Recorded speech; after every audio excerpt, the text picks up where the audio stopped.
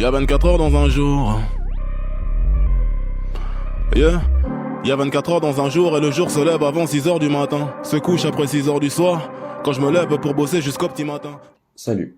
Pour la première outil de productivité, on va partir sur quelque chose de simple, mais tellement efficace. La liste de tâches. La liste de tâches ou checklist est le premier outil que j'ai mis en place il y a quelques années de ça, et il a radicalement changé ma façon de travailler et d'être focus.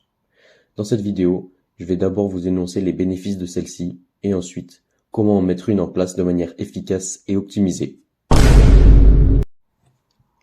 Tranquillité d'esprit. Dans ce premier point des bénéfices, on va parler de la tranquillité d'esprit.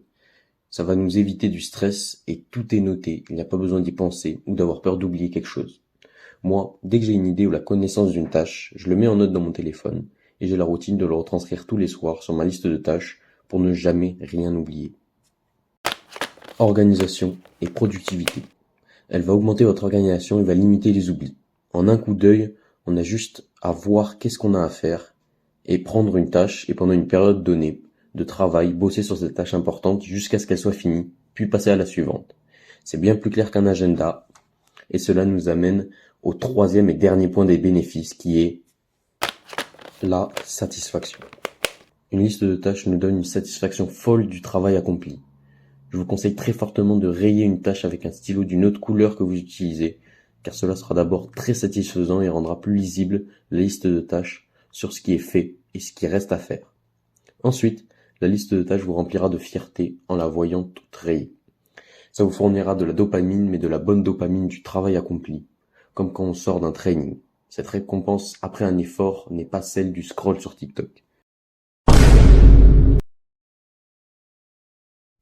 Ma méthode pour construire votre liste de tâches est simple. Déjà, ne la faites pas sur l'ordinateur, mais sur une feuille, et uniquement le recto.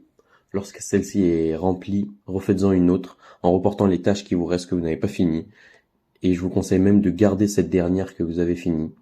Comme ça vous rappellera et vous aurez la fierté de voir tout ce qui est rayé. Vous vous direz, j'ai déjà réalisé tout ça.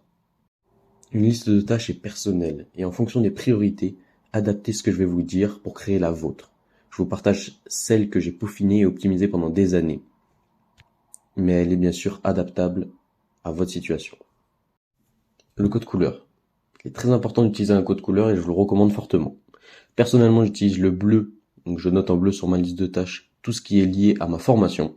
Et puis je mets en noir les tâches personnelles, qui peuvent être par exemple de travailler sur un business ou regarder une vidéo qui me forme sur un sujet, etc., etc. Avec ce code couleur, je peux bosser pendant mes heures dédiées au travail universitaire et visualiser facilement quelles tâches je vais faire. Et pareil pour les heures où je travaille en perso.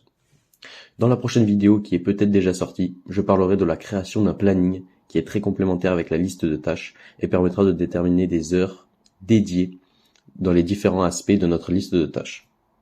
Attention, au fil des années, j'ai remarqué quelques erreurs qu'il ne faudrait pas commettre et qui justement nous encombrent plus l'esprit et ne devraient pas figurer sur une liste de tâches. Je vais vous les partager maintenant dans cette fin de vidéo.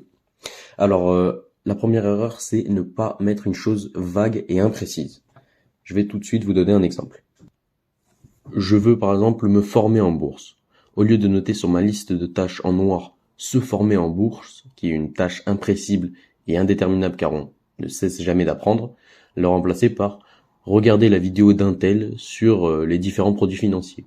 Et une fois que cette tâche est faite, on peut la rayer et passer par exemple à une autre tâche. Et enchaîner avec créer un PEA par exemple d'une banque pour pouvoir commencer à investir en bourse. Étape par étape et surtout ne pas mettre des choses vagues. C'est vraiment une des principales erreurs. On vient à la deuxième erreur qui est de ne pas surcharger sa liste. En reprenant l'exemple ci-dessus, il n'y a aucun intérêt de marquer 15 000 vidéos sur apprendre la bourse. Ça ne sert à rien. Mieux vaut marquer la première vidéo, c'est un tel machin, je veux la regarder. Une fois qu'elle est regardée et qu'on l'a bien rayée, et bien hop, on marque. On a envie d'approfondir le sujet, on marque une autre vidéo, deux autres vidéos qui nous ont intéressés, on les visionne, et une fois que c'est fait, on les raye. Ça sert à rien de se surcharger la liste avec 15 000 vidéos, après on va se dire, oh, faut que je vois tout ça, et du coup, finalement on n'avance pas et on se démotive. Et comme je le disais, surtout c'est à vous de jauger et de vous créer votre propre liste de tâches car elle est personnelle, donc vous modifierez les choses que vous avez envie de modifier. Je vais juste partager ce que je pensais qui était nécessaire à vous partager, et si vous voulez réagir en commentaire ou m'apporter des choses en commentaire, n'hésitez pas à le faire. Allez maintenant jeter votre agenda éclaté au sol et augmenter votre productivité avec la liste de tâches. Si vous avez aimé la vidéo, like, abonne-toi. Allez, c'est ciao. Un rêve écrit avec une date, c'est un objectif. Un objectif décomposé en plusieurs étapes. On appelle ça un plan. Banks.